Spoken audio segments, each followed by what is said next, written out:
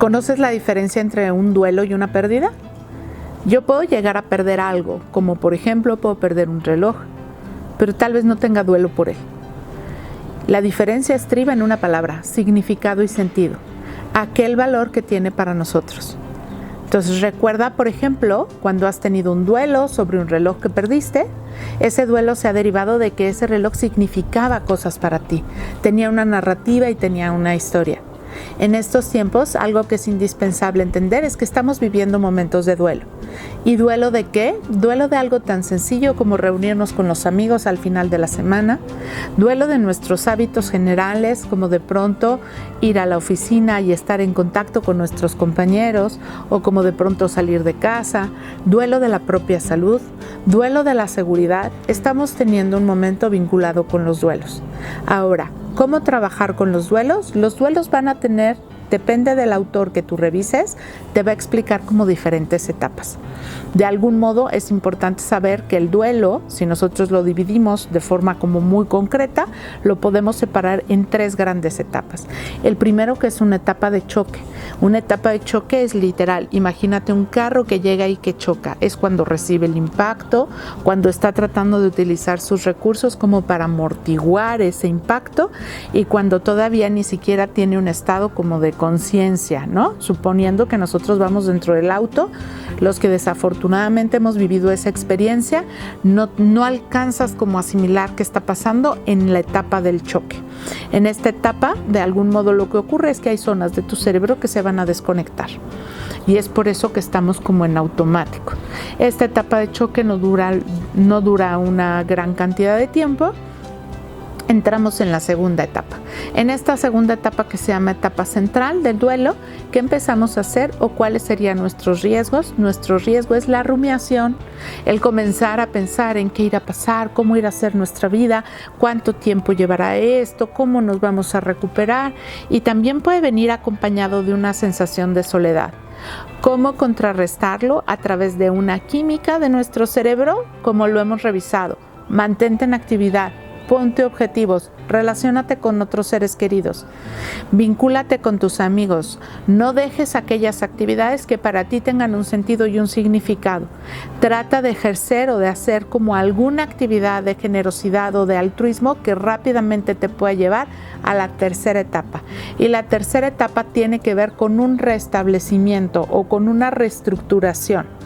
Es decir, cuando nos reconocemos ahora con otra serie de habilidades para enfrentar la vida, es decir, con aprendizajes nuevos. ¿Qué hay que entender en la etapa del duelo? Te voy a poner un ejemplo con este corazón.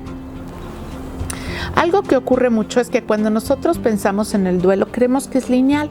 Entonces va a tener así, imagínatelo como las estaciones del metro.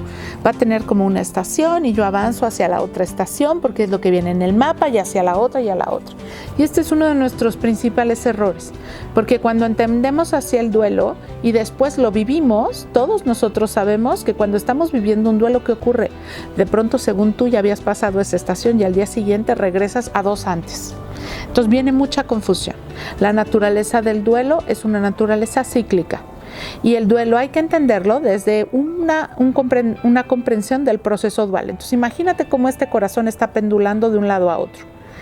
La mayor parte del tiempo al inicio del duelo o de esta sensación de pérdida de algo con significado, estoy pensando en lo que perdí, en lo que no tengo, estoy rumiando, estoy lamentando, y va a ser muy poquito lo que yo llegue a pensar respecto al futuro. Y está bien, porque ese es mi momento dentro del duelo. Si yo entiendo así el duelo, entonces notaré que de pronto en los siguientes días o por algunos momentos voy a empezar a hacer esto, voy a empezar a pendular. Y en vez de estar aquí el 90% del día, tal vez puede estar el 80%. Y dentro de unos días, tal vez puede estar el 70%. Y dentro de 2 días después, tal vez puede estar el 60%.